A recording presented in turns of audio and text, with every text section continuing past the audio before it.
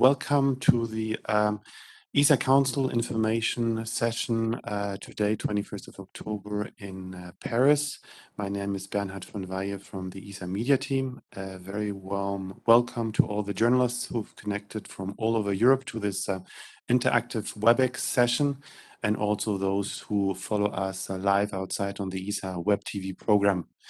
We have the pleasure of having with us today key players of the ESA Council number 300, starting with two ESA Vice Council chairs, Renato Caprun from Switzerland and Juan Carlos Cortés from Spain, as well as, of course, the ESA Director General, Josef Aschbacher. And now I would like to give the floor quickly to the two Vice Council chairs, starting by the colleague from Switzerland. Renato, the floor is yours. Thank you very much. And also from my side, good afternoon and welcome to the journalists online. I'm pleased with Juan Carlos Cortés that in our roles as Council Vice Chairs, we are representing the Council Chair Anna Ratzmann, who could not attend today's media session. Let me start with some general comments on the Council. The delegations had the privilege to participate to the 300th ESA Council meeting.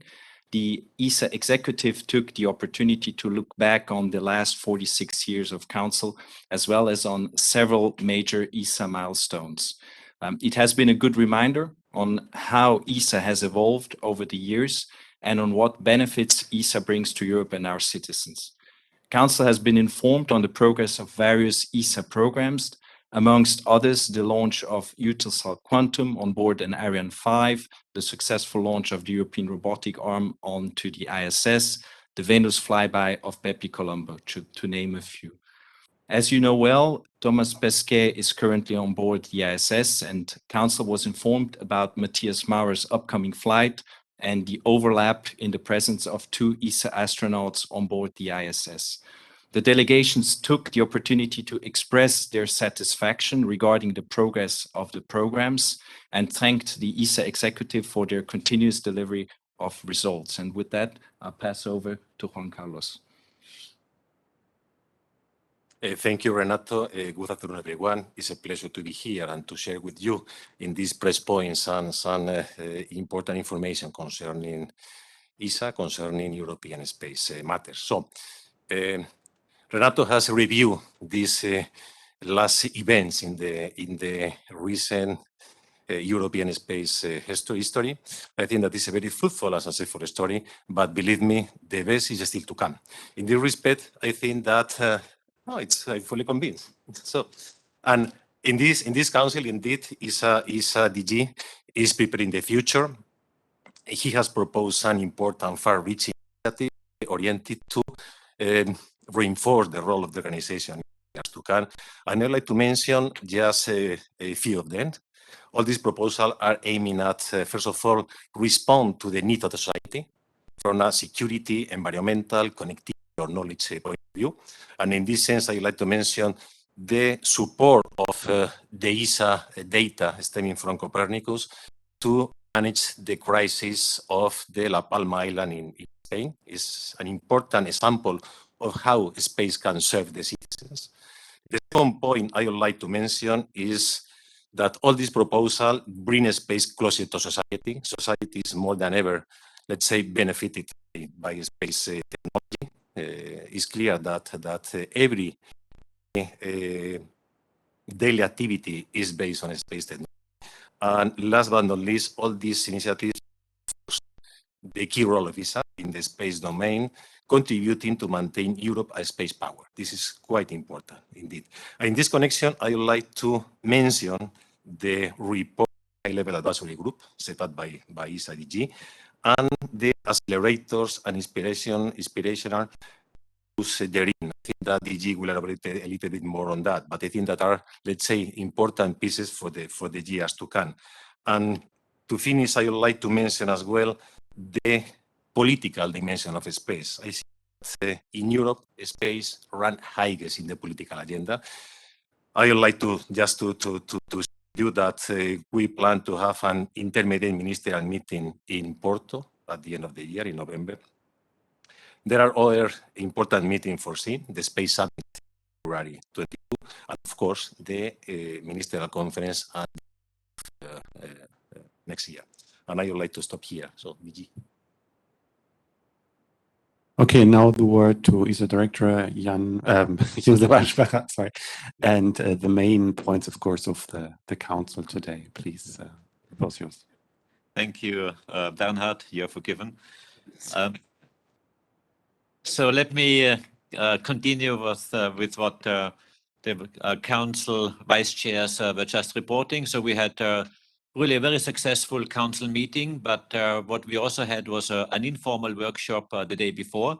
We had a workshop where we really discussed some progress which was made over the last couple of months. And let me explain this in a couple of words.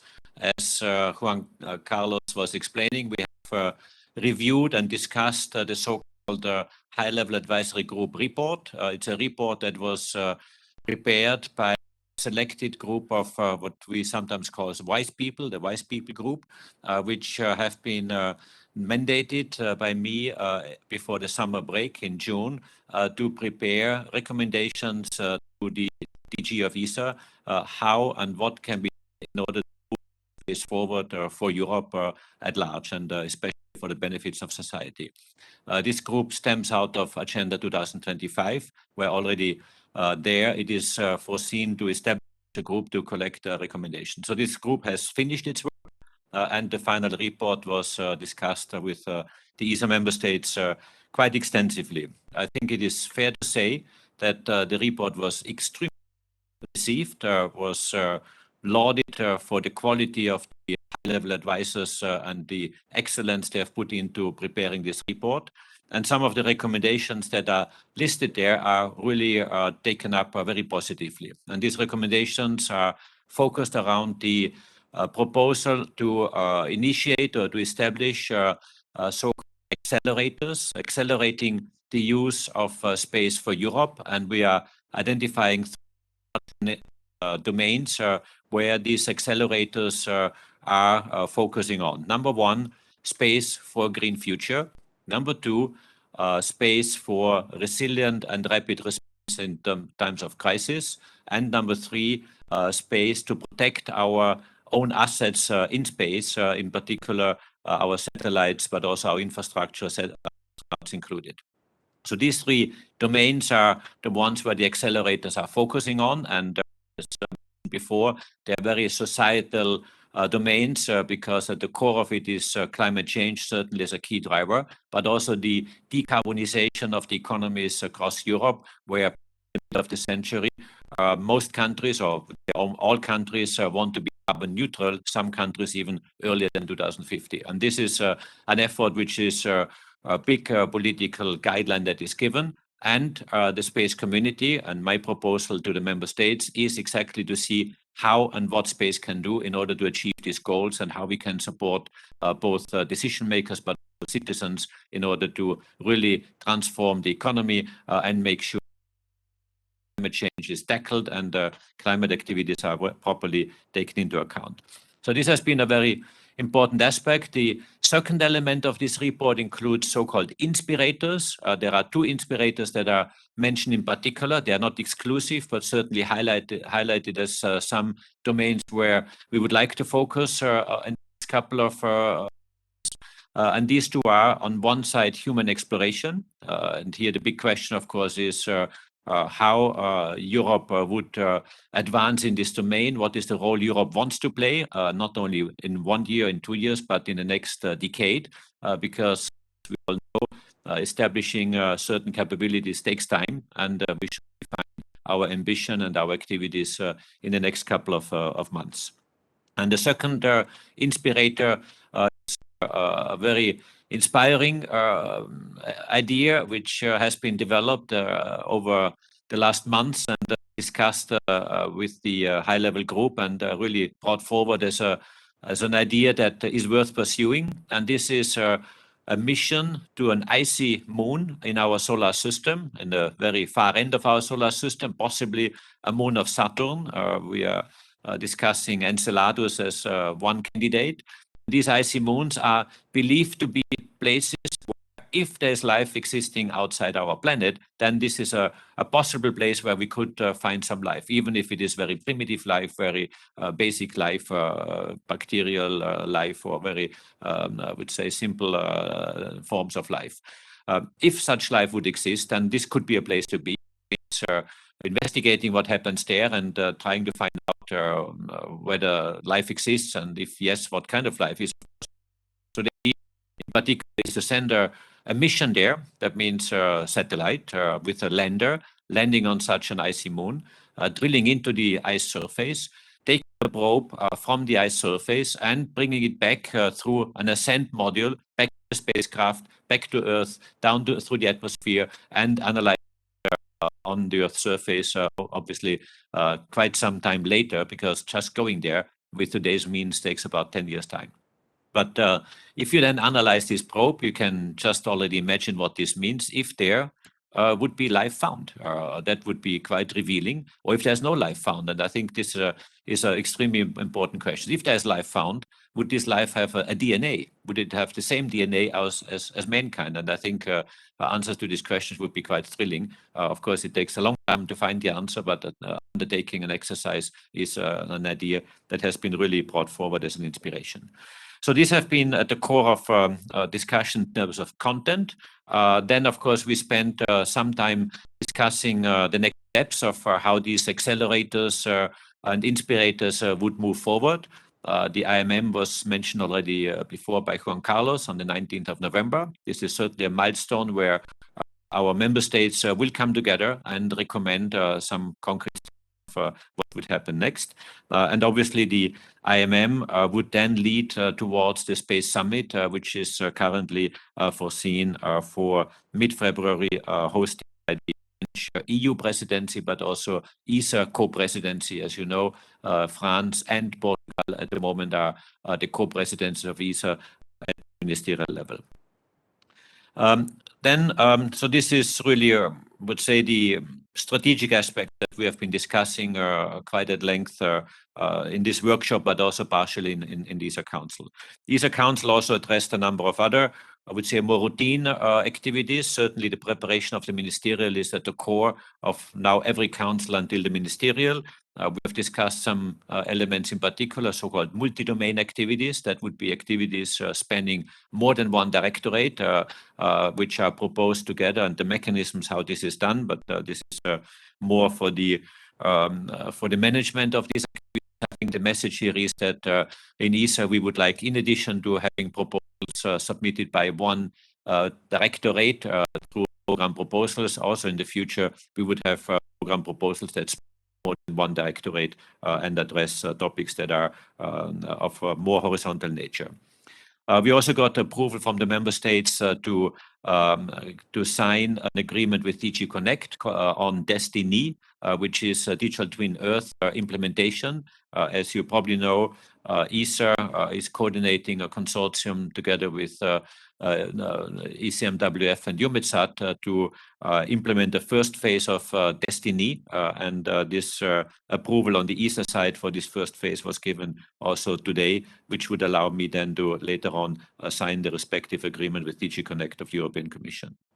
We also had a number of other agreements and decisions that were made. I think also important, we got a review on the status of the FFPA implementation, in particular related to Copernicus and Galileo. Progress is very strong. A lot of activities are being planned now. This was the first meeting after the signature of the FFPA where this progress report was made, and therefore, of course, the activities are spanned over an FFPA framework. Last but not least, we made also a very important decision to nominate 3 directors, and the member states have accepted my proposal for 3 new directors that have been selected over the last couple of months. And I'm therefore very proud to introduce the names of these directors, and they are in the order as they have been proposed. The first one, Simonetta Kelly, as the new director of Earth observation, succeeding actually myself as the previous director, but also Tony Dolka Nielsen, who was the acting director for a very long period of time. And I would like to really take the opportunity to thank Tony Dolker-Nielsen for a fantastic job he has been doing in this interim period. And congratulations to Simonetta Kelly for being the new Director of Earth Observation. The expected start date is on the 1st of January 2022. Then Geraldine Nasha is proposed as the Director for Commercialization, Industrial Policy and Procurement. I think many of you know Geraldine Nasha very well. She has since June been the acting Director for CIP and now nominated as the Director. She is working in ESA since many years in different functions, also in the previous IPL Directorate, and now I'm very glad to introduce Geraldine as the Director for CIP. And last but not least, Javier Benedicto. Javier Benedicto will be the new Director of Navigation. He will succeed Paul Verhoef.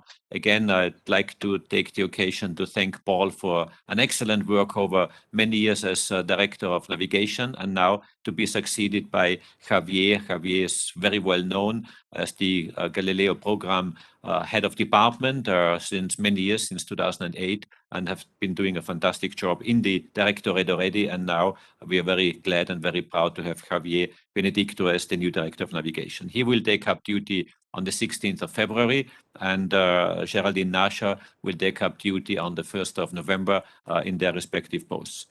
With this, I would like to thank you from my side, and if you allow, I would hand over to both Simonetta and Geraldine for a very brief introduction of themselves, and then, of course, we are available for questions and answers. Geraldine first. Thank you very much, Josef, and I say how thrilled I am to take up this new challenge and how proud I am of the confidence of yourself and of the member states. And may I say it's also a very nice day for diversity at ESA. So my background is as an engineer. I specialized in rocket propulsion, actually, and I also have a master's in political studies. I'm also the mother of 2 daughters, and I've worked at ESA since more than 30 years. So I've indeed had functions in programs. I worked for the International Space Station in the Launcher Directorate. I've also had functions in strategy, in policy, also heading the EU Relations Office, and in the last 6 years, as you mentioned, as head of industrial policy and audit department. So, as I said, it's a very exciting challenge because it actually combines 2 core and traditional functions of ESA, which are procurement and industrial policy, with a fully new function, which is commercialization. And commercialization is a very important priority of your Agenda 25, Josef. And the goal of this new function of commercialization is really, I would say, to enable and facilitate the growth of a European new space ecosystem. And for that, we have lots of avenues to follow, but I would say we will work primarily on 3 lines. The first one is talent, so investing in innovation. We already do that with the business incubation centers. We will go also to accelerators and perhaps contribute to the emergence of European unicorns in space. The second line is capital. The new space builds on private investment in space. So here the goal is really to multiply this private investment in space, provide access to funding to the promising startups, and also set up partnerships with funding entities and VC. And finally, last but not least, we have to work on speed, because I do believe that new space is very much about speed, and commercialization is very much on being there in time on the market. And for that, ESA has to transform itself, it has to evolve, it has to adapt to this new world. So we have to be more responsive in our processes. We have to provide rapid access to in-orbit demonstration, in-orbit validation.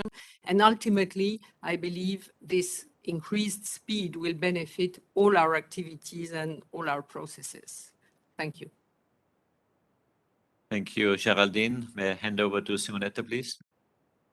Thank you, Josef. I'm also thrilled by this nomination, very happy for this. I'm very happy also for the trust that the member states and yourself have put in me. I think today it's an important day in the sense that we have a new start with ESA, a fresh start, as it was said in Council, and I think it can be also the case for this new directorate that I will lead in a few months. I'd like to say it's a moment of opportunity for Earth observation in Europe. As we heard from the Wiseman report, we have a moment where crisis in terms of climate crisis is really on top of the agenda of everybody, citizens and politicians. We do have a situation where we have a Green Deal objectives that have to be met, and we need support by space tools. So it's a context where we are operating overall, worldwide and in Europe, which makes the role and the central role of the Director of Earth Observation quite important at this stage. And I think this is a chance and a unique chance also to connect what we do in the field of space as a technical agency in support and in connection with decision makers. And that's certainly a challenge we all have commonly, and a challenge that I'll take over in the new position. I've been in ESA a long time. I was here over 30 years. I have a degree in international relations with a thesis in space and telecommunication. I have a master's degree on strategic diplomatic studies, again with a thesis on the new information of society. So all connected to telecom. And then in ESA, I've been working in various functions in the corporate field on the ESA European Union relations. After I also had a very short passage at the Commission before joining ESA, and I've been working in international relations, strategy, and communication. And about 15 years now in the Directorate of Earth Observation, and this experience, of course, I share in the new job, and I will certainly use at the benefit of the new job.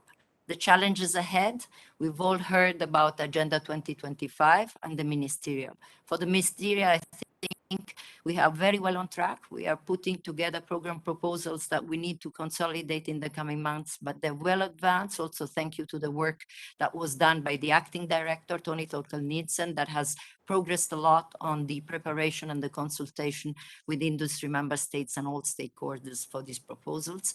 And this is certainly something I'll continue to prepare in the coming months to have a successful result in terms of ministerial meeting. Other elements is the implementation of the Agenda 2025 of ESA. Among the 5 priorities, we have the reinforcement of the relation between ESA and the European Union.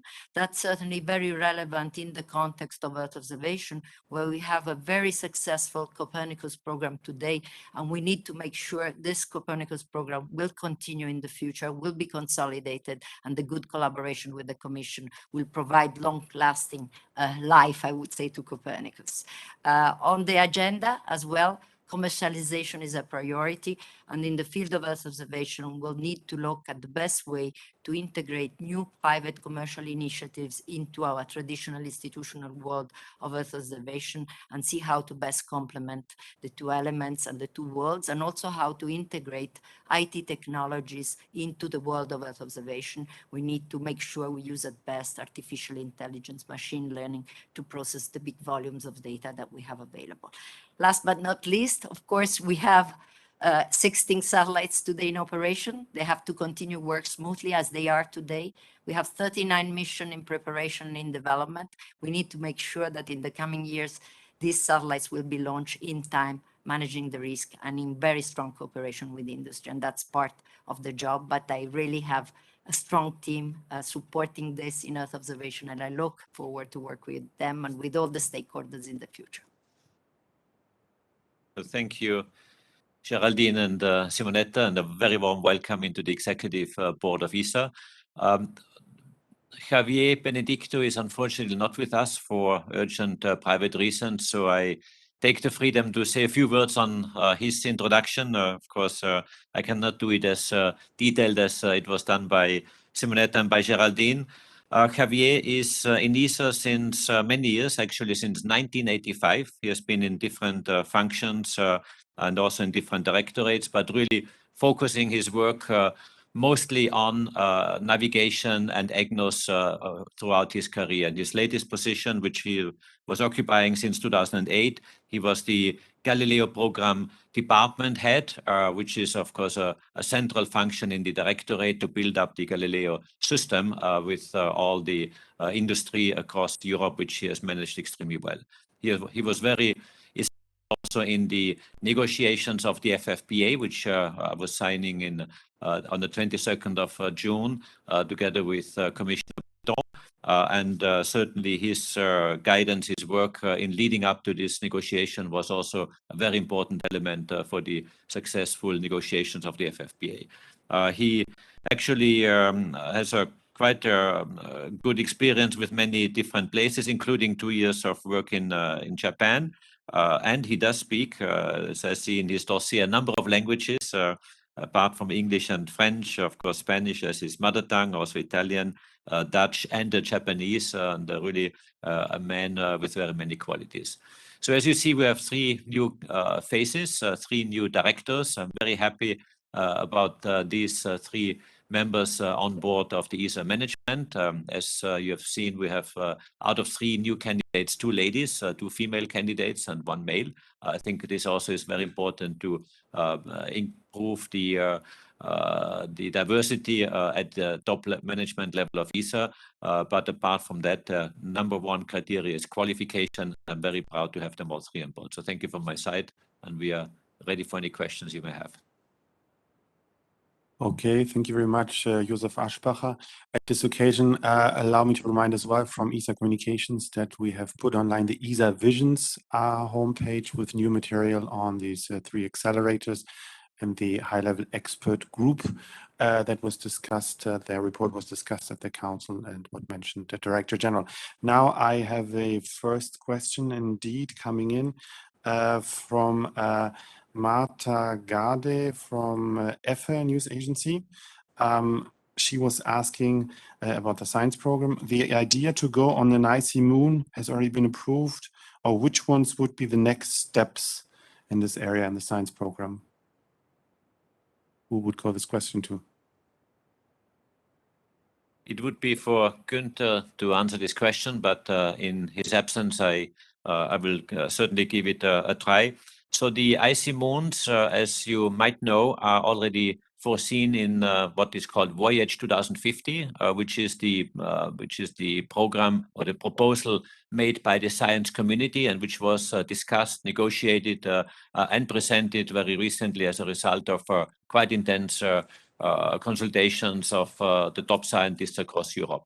So exploring icy moons already is an element that is included, and this particular idea of bringing back a cryogenic probe from such an icy mission, of course, is the top upper element of this idea, and certainly something that is found to be very exciting. Of course, it is very clear that all this has to be embedded into the ESA science program, which is very well known, and it will need to be going through its usual cycles and decision mechanisms which we have in ESA, which is something that is, I would say, part of our standard decision process. But certainly this idea has caught the eye of several, including our politicians and wise people in the wise people group, and was found to be so inspiring that it was picked out as a candidate, as one of the 2 inspirators, as we call them.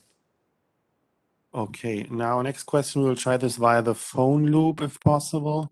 I think Peter de Selding from Space Intel has a question. Peter, can you hear us? Can you speak? I can hear you. Am I okay here? Yes, all good. Yeah, okay, thank you. I'm not sure if this is addressed best to Josef or the 2 vice chairs of the council, but any organization changing senior management has a choice of going outside for new blood and fresh air, or staying inside for experience and knowledge of the institution. ESA is very clearly, in both the choice of Josef last year and the choice today of 3 directors, has chosen the second option, staying in-house. Each has trade-offs. Could you describe just very briefly how you approach this?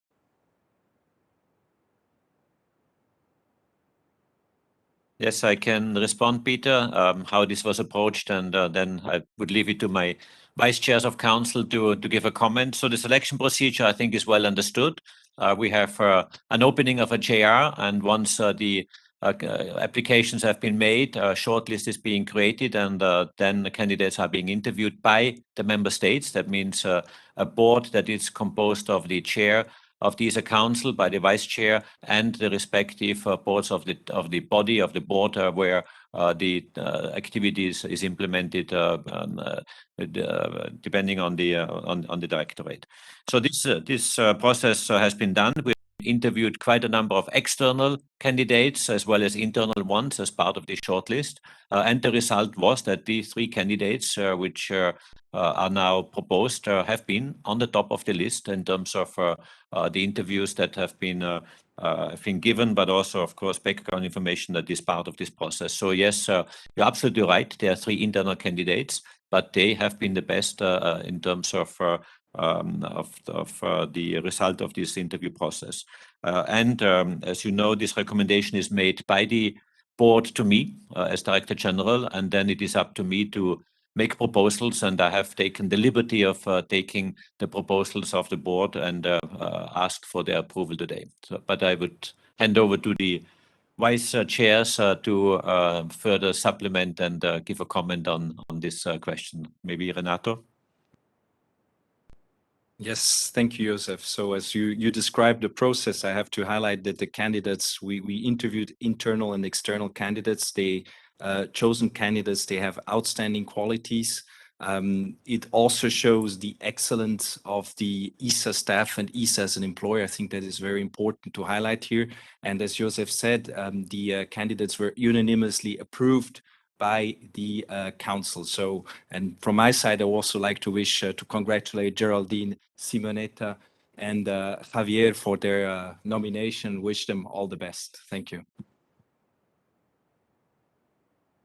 Thank you, Digi. So on my side, I have to say that as a member of the interviewer, what we are looking for as a representative of a member state, that is to say, a representative of the ESA shareholders, is to have the right people in the right post. This means that we have no other boundary conditions. The only objective was precisely to have ESA in the best hands, and this is the result. So we don't mind if the candidates were external or internal.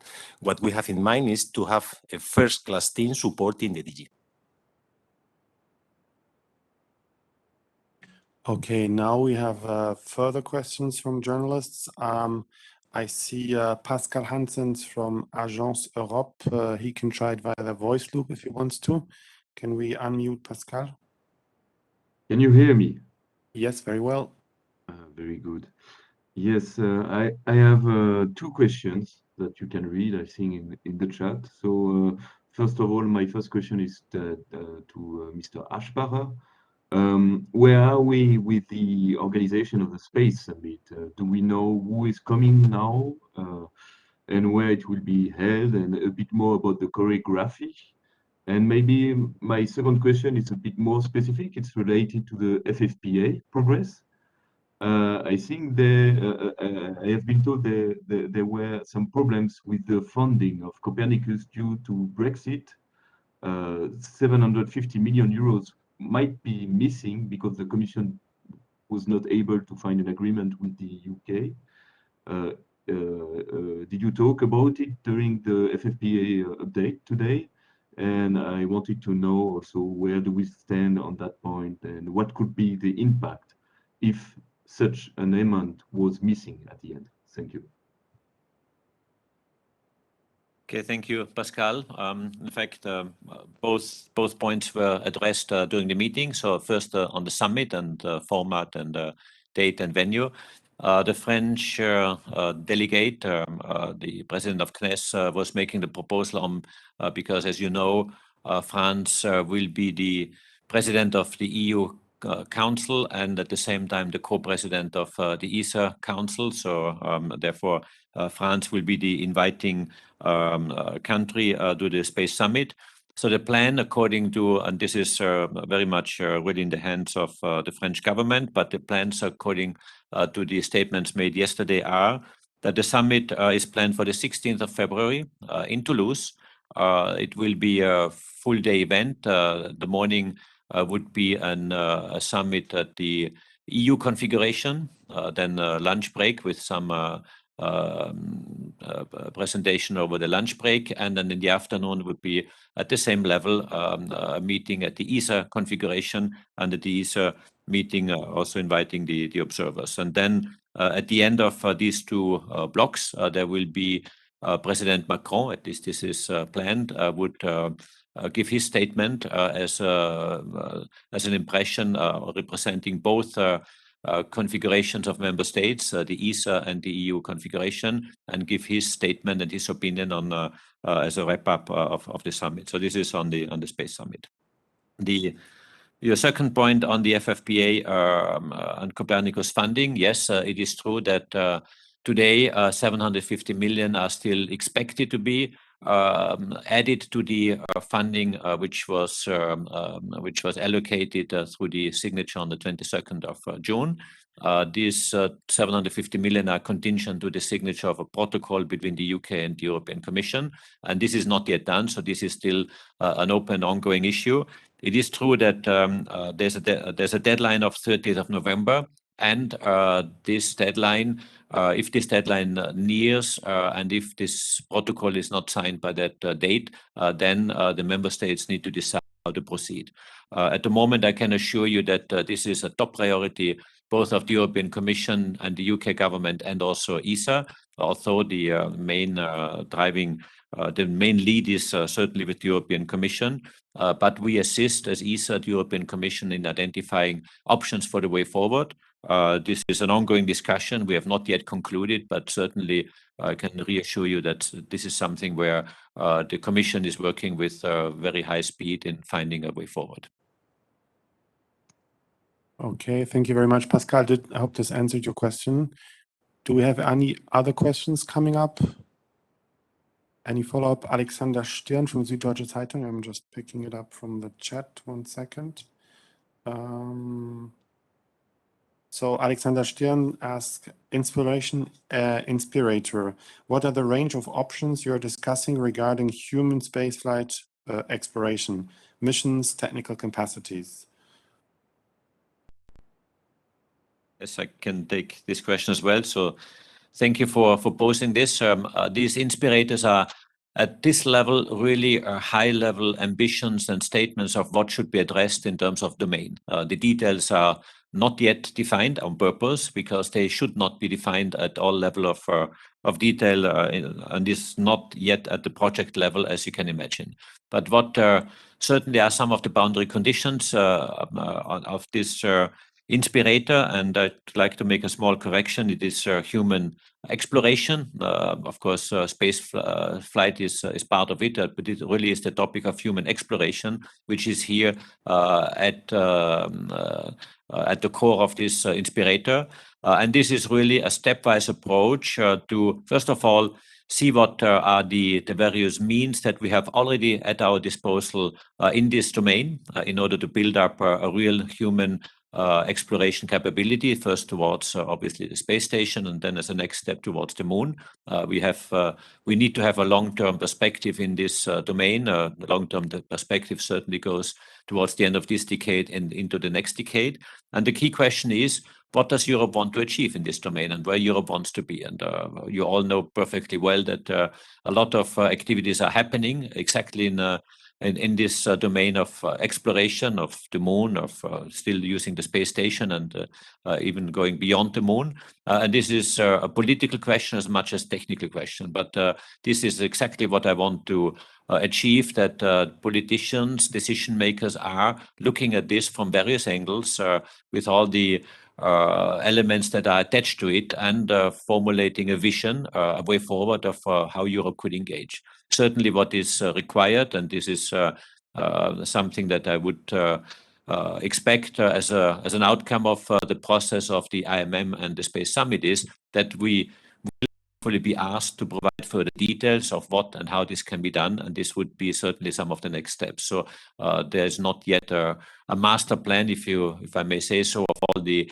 building blocks and all the stations and crew transport vehicles and rockets that are needed to go there. All this would need to be elaborated. Thank you. Okay, thank you very much. Do we have additional questions, either in the forum here on the chat? I don't see any additional ones now. Any follow-ups from Peter Deselding? No. Okay, looking at the time, we're at 15:11, so we are quite okay with the timing too. Please be reminded too that this WebEx session, the media info point, is registered, is recorded, and will be available as a replay file afterwards. And if you have later on other questions to the panelists, of course, we can still try to help out to arrange interviews later on, although they have also busy agendas.